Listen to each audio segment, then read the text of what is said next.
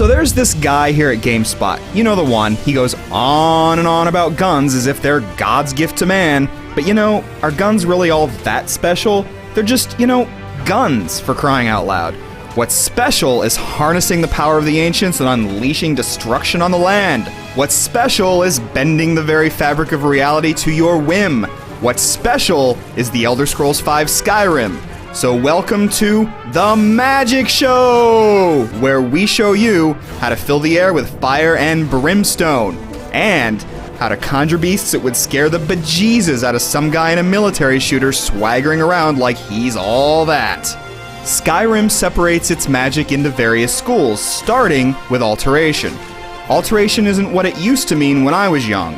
Like getting my pants waistline altered because I sat around eating barbecue chips and playing RPGs all day. No, Alteration is about affecting and illuminating the environment.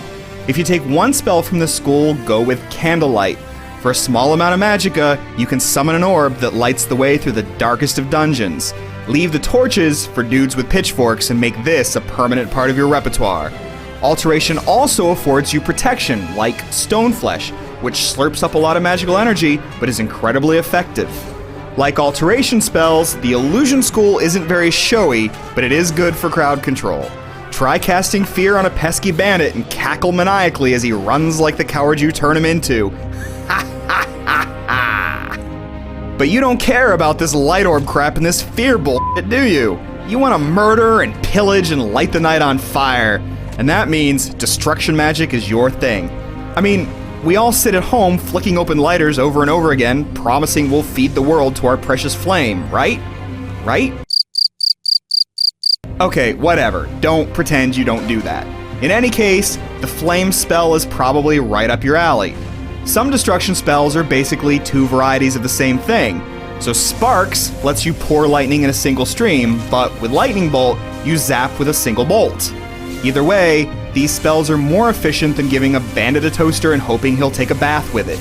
And if your heart is icy enough to imagine such a delight, consider spells like Ice Spike and Ice Storm. The first has you flinging sharp little icicles. The other damages your foes and slows them down. Cool. A few helpful spells come in the form of traps. See a troll lumbering your way? Use Fire Rune to drop a flaming trap on the ground. The big boy crosses it and turns into a troll kebab. Me, I don't like getting my hands dirty, hence my frequent use of the Conjuration school. You can summon a familiar that comes in the form of a ghost wolf, but man, he's no good. Go with the Flame Atronach. He's hot stuff, flinging fireballs around, which is a big help when you face one of Skyrim's pesky dragons. If you prefer size more than heat, go with the Frost Atronach. Just be careful to conjure him in open areas. The last thing you want is to summon him in a tight corridor and have him crowd you into a corner like you're some feast for the undead. Oh, and speaking of the undead, spells like Reanimate Corpse let you bring certain victims back to life. Draugr go down, Draugr wake up. Draugr go down, Draugr wake up. It's like a teeter-totter of death. That doesn't mean the Conjuration school doesn't let you wade into the fray. Try something like Conjure War Axe, and the ethereal weapon appears in your hands ready to slaughter all who oppose you. And you know what's great? Not only does conjuring a weapon improve your conjuration level, using it improves your weapon level. But even with a fancy, shimmery weapon, you're gonna take some damage. And that's where the Restoration School comes in. Do you want to die? No, you don't want to die. So, like in real life, sometimes you have to wear protection. In Skyrim, you use wards as magical shields, like this here Steadfast ward. And like in real life, even if you wear protection, sometimes you might come down with something. Luckily, there's a treatment, healing spells, some of which, like this one, heal you over time, and others that restore an amount of health in one quick burst. Skyrim's most powerful spells are called shouts. You don't learn them from books. You learn and improve them by reading words of power in the dragon language. And then you activate them by sucking up a dragon's soul as voraciously as Bruce Valanche sucks up milkshakes. Some of them, like Clear Skies, have limited use, but it's still kind of cool to dissipate the fog by roaring into it. But for extra help, try Ice Form.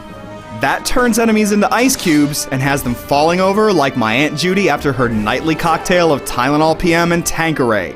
Then, club them over and over again without fear. Fire Breath is handy against foes resistant to ice, and you may also get frequent use of Slow Time, which does pretty much what it says it does. Too bad it slows you down too, in addition to your enemies. But hey, it looks cool, all devoid of color, like my Aunt Judy's face when she's nursing a hangover. There are loads more spells in the Elder Scrolls V Skyrim, some of which fall outside of the normal schools of Magicka. But these are your first steps towards proving that guns are fine and all, but true power comes from manipulating fire and ice and infusing the dead with newfound life. Thanks for watching the inaugural episode of The Magic Show! In the meanwhile, I'm working on sawing a lady in half for the next installment.